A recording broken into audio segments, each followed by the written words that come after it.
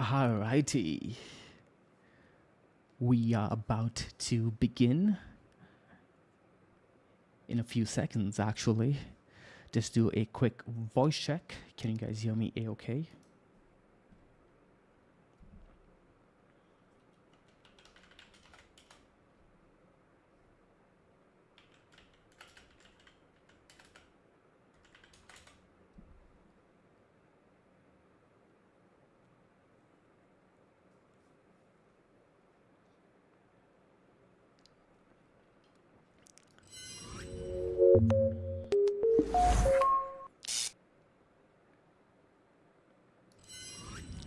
And let's go. Good morning, good morning, good morning, good morning. My name is Sean Dexter and I welcome you back to the Mango Grove.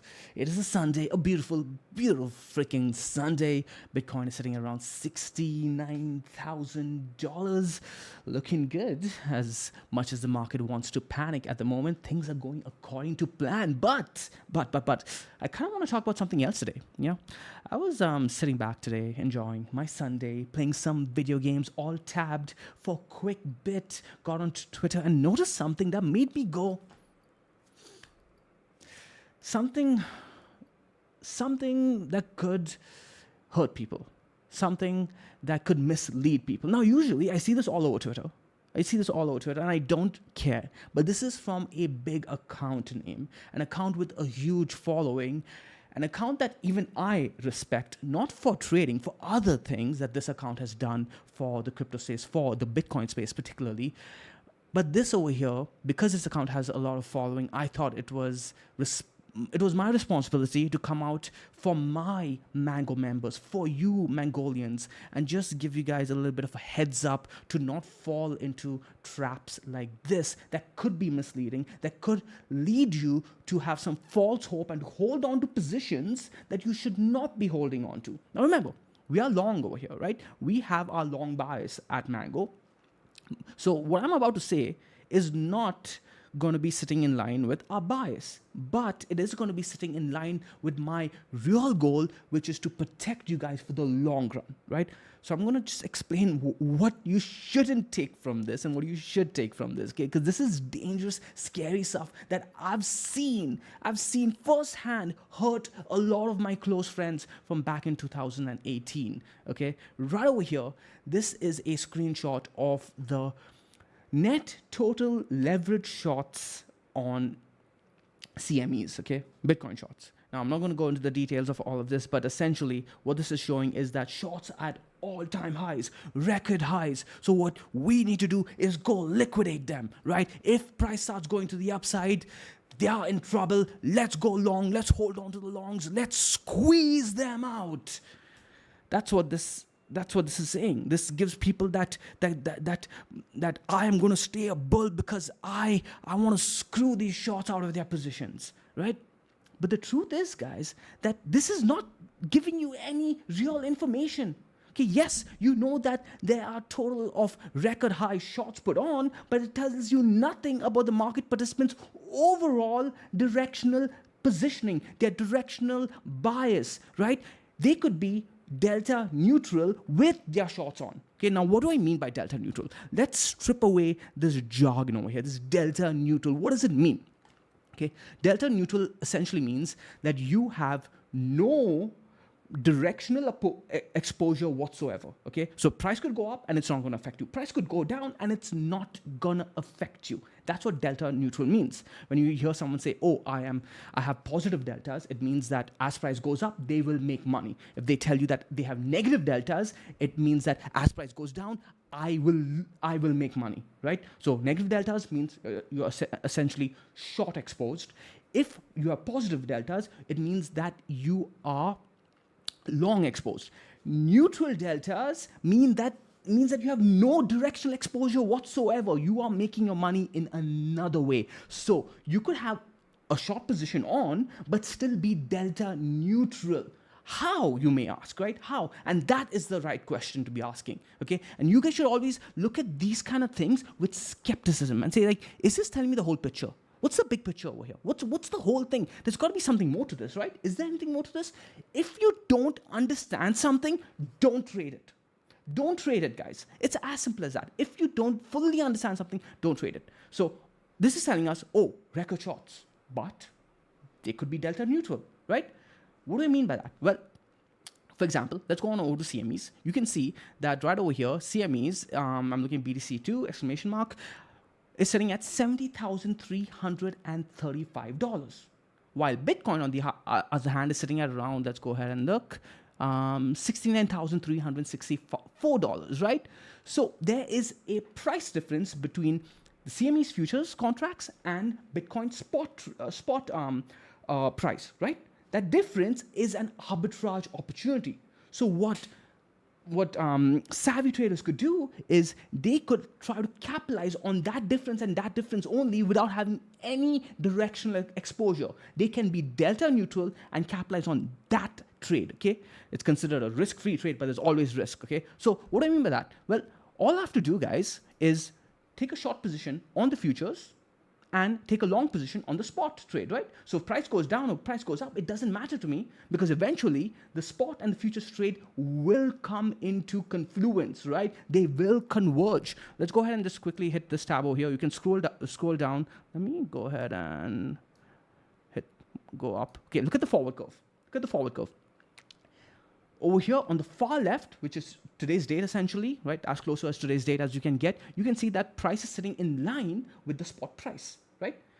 But if you go further out of the futures curve, you can see that there's a premium, right? There's a contango. You can see that it's sitting at 79,040. So if I put on a short position over here on the futures, on December contracts, while longing spot, I have no directional bias whatsoever. I'm not really short. I don't care if price keeps going up or price keeps going down. You could try to liquidate me. It's not going to matter because my spot position is going to cover my short position, right? Yeah, price is going up and my short is getting pressed, but my long position is going up as well, right?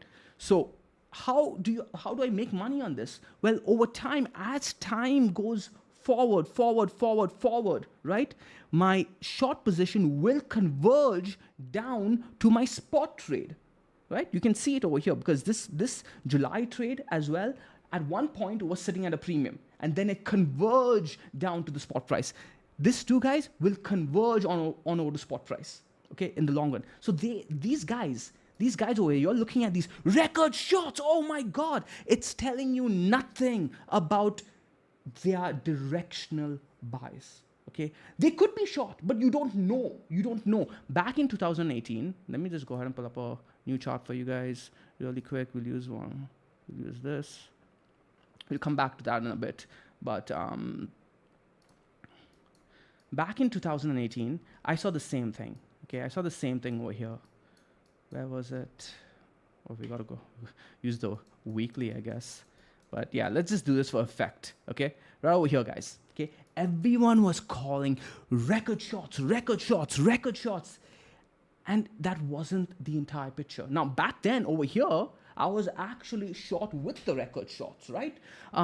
This time around, I want to emphasize this, that I am actually in a long position. Okay, I'm in a long position, and we're going to talk about when you should be worried. Has nothing to do with these shorts, but I'm in a long position, so I'm not sitting in line with what I'm talking about right now. I'm talking about, or rather, it's not in my best interest for me to be right on today's discussion that the shorts don't matter. I want the shorts to matter. But what matters to me more is protecting you guys from holding on to your positions when things go wrong. Okay, so we're going to talk about that soon. Over here, for example, I had a lot of my friends have false hope saying, hey, shorts at all-time high. If this bounces, they're wrecked. But you don't know. Firstly, as the position starts moving in the short's favor, they are not wrecked. They already have a buffer, right? They already have a buffer. So I'm sitting in profits over here, and my friends are like, shorts are going to get wrecked. And over here was the other way around, right? Like, do not look at one side of the story and get caught into that idea that shorts will get liquidated because shorts are at all-time highs. You do not know their directional bias. You do not know if most of these guys are delta neutral or not, right? This trade over here, guys, most of them could simply be employing the cash and carry trade, right? That's what it's called, a cash and carry trade, right? could be as simple as that. So when should you when should you worry? When should you worry? Well, I did a daily video not too long ago, a couple of days ago. Go ahead and watch it. It's called A Bitcoin Trade That Could Change Your Life, BTC Price Targets. The goal over here was to give you guys a strategy to enter a trade in case you guys did not get in when the rest of us were getting into our trades, which was on the 4-day dynamic and the weekly dynamic, right? Somewhere around this region over here. So I highlighted these levels for you guys. Now, can I zoom in over here? But essentially, we had buy opportunities and our invalidation levels sitting at 68,050-ish. Now, I'll just go ahead and quickly give you guys an update on that. What's going on over there? Boom, clear out everything.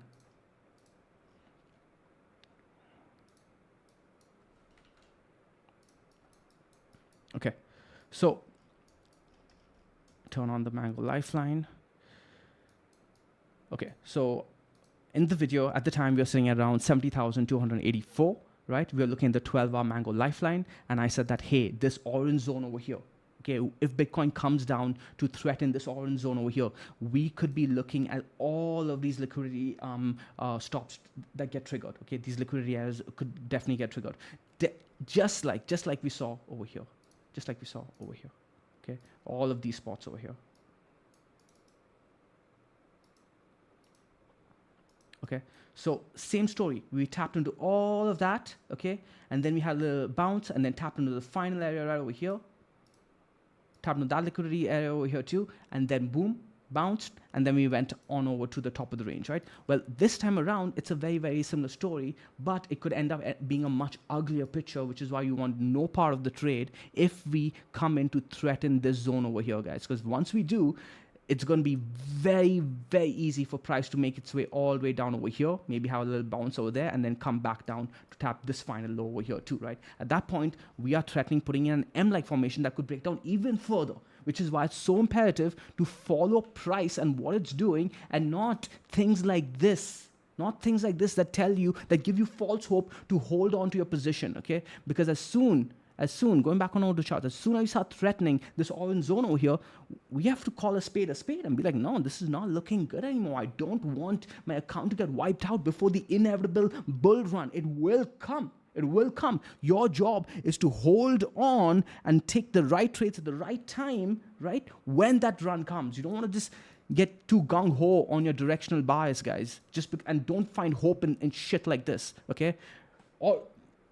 I have all the respect in the world for the guy who posted this, but I want my job is to protect you guys. I was far too quiet in the previous bull runs when I saw stupid shit like this. I promised myself that I'm not going to be making the same calls or same mistakes this time around. I'm going to be loud about things that I think is stupid and that could mislead people. Over here, we are looking at this orange zone over here as a danger zone, right? Where's our invalidation? Our invalidation is all over here, all the way up over here at 68,050. And look at that, guys. Even after we had the dump, price came and respected our blue zone, our blue invalidation area, right? 68,050. That's telling us that the market respected that level. That's also telling us that once the market violates that level, things are not looking good and we are likely going to come and test this area. Now, what happens in this area is going to be important. We could bounce here, okay? We could bounce here, but I don't want any part of that price action on the lower time frames. I want nothing to do with that spot over there. I want to see how it reacts, and then I will start adding back on over to my lower time frame trades, right? For now, I'm okay holding on to my positions as long as we're holding above this invalidation zone over here, okay? That's pretty much it. Is there anything else we need to worry about? Okay, let's talk about the bear side of things. People might be asking this question. Wait, Sean, everything's looking so bullish. Where could things go wrong to cause a big move towards the downside? There's always an angle that could play out that nobody's thinking about. And one of the things that I was wondering recently was, so in the most recent, it wasn't recent, it was 2 weeks ago in the seed mastermind session, 3 weeks ago, we talked about all the central banks that have been cutting, okay? We were talking about how the Swiss National Bank eased conditions, Sweden eased conditions, China started easing conditions, I believe the few, India as well started easing conditions in their own way. There were few countries that were easing conditions, and at the time, ECB and Canada had not eased conditions yet. Well, now we have that too. Okay, Canada has eased conditions. Canada has cut rates. ECB is cutting rates. ECB has also raised their inflation expectations for the end of the year. All of these things have happened. But when you go on over to let's go on over to CME. When you go on over to the Fed Watch tool, you're seeing that the market this is the complete flip of what we saw in the beginning of the year, right? Where the market was over expecting rate cuts. They were like, oh, we're going to cut 7 times. And I was like, man, that's a bit too much. I don't think we're going to see 7 rate cuts this year. That's a bit way too much. This time now, and we wanted that to converge back down to like 2 or 3, right? Now, you can see that the market's not expecting a rate cut for the next meeting, or the next meeting as well, or even the September meeting. They're like, there's a 50-50 chance that we see a rate cut. Right? So expectations have swung completely the other way, right? So if the other central banks are all cutting and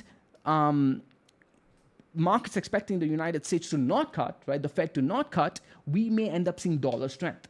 And this dollar strength could end up being trouble for the markets in the short term. It could be a quick move that could pose trouble for all markets, all risk assets in the short term. That's going to be a buy opportunity. I want you guys to have liquidity to buy that opportunity. Okay, I want you guys to have liquidity to buy that opportunity. I don't want you guys to stay in bad positions because of a goddamn chart like this. Okay, so if we see dollar strength break out of the top of the range over here, guys, okay, and move to the upside like this, well, that is going to pose a lot of pain for the markets. That could be a buy opportunity because this is not going to last. As soon as you see that, the Fed is going to start coming in, stepping in one form or the other. You're going to see this come all the way back down. And this edge from here to here is going to be bullish for the markets. You want to capture that edge. And then if it goes down even further, it's going to be that much more of a bull run, right? So you want to be ready for that move, okay? So yeah, that's pretty much it for today's live stream. I just want to keep you guys, keep your heads straight. Keep your head straight, okay? Don't get caught into this. At the end of the day, all that matters when pertaining to price is trend first, price action second, okay? And if we break key levels, right, the trend gets threatened, all right? All right, so with that, I hope you guys enjoyed today's live stream. I hope you guys enjoy the rest of your Sunday. I'm going to go back to playing my video games, chilling. Bitcoin's still holding our level that we talked about in our video, right? Go ahead and rewatch this video if you guys haven't. It is a very detailed video that will give you guys the comments over here are amazing too. People are saying that this is essentially a crash course in how to trade liquidity and a range. On top of that, another thing, if you guys want to get a better understanding of what's going on over here and how these traders put on their cash and carry trade, I did a detailed video, a detailed guide a couple years ago on it's called the Ultimate Guide, Funding Rates Explained and Funding Rate Trading Strategy. Right over here, go ahead and watch it. It's a 30-minute, it's a comprehensive explanation. Go ahead and watch it. The comments over here too in this video, people seem to really enjoy it. Till today, people are watching it. So you could, this is your homework for the weekend. All right. So with that, I'll see you guys in the next video. Do the mango way, do the easy way, do the stress-free way. Ciao.